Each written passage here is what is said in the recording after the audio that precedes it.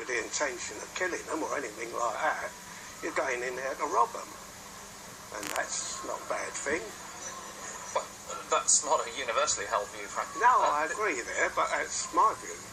Do you feel any guilt at all about the people who you've held up at gunpoint? No, I don't. The only guilt I felt is if I got caught. I'm very upset then, otherwise, no.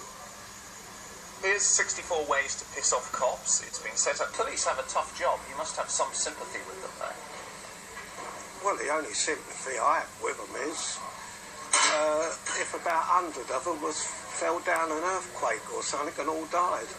Might have a bit of sympathy from them. How would you organise the world then?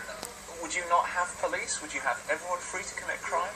Well, with police, I mean, they're all corrupt. Well, that's a sweeping statement, Frank. Well, that's my view, and it comes from hard experience.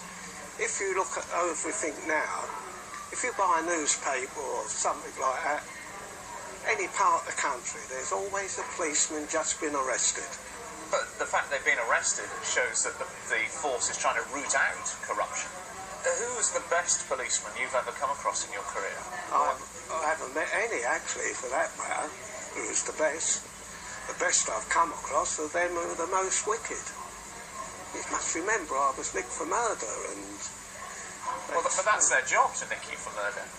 Well, when they had no evidence whatsoever, but nevertheless... You subsequently admitted they were right. They were right, but not on the evidence. Well, maybe they had some sort of instinctive reasoning that was actually better than the evidence. Yes, I'll give them credit there. I won't hold that against them. What advice would you give to any internet user who was contemplating a life of crime? Well, my advice to them is study the crime very carefully and make sure you don't get caught. I was hoping you'd say more something along the lines of, it's a fool's game, don't do it.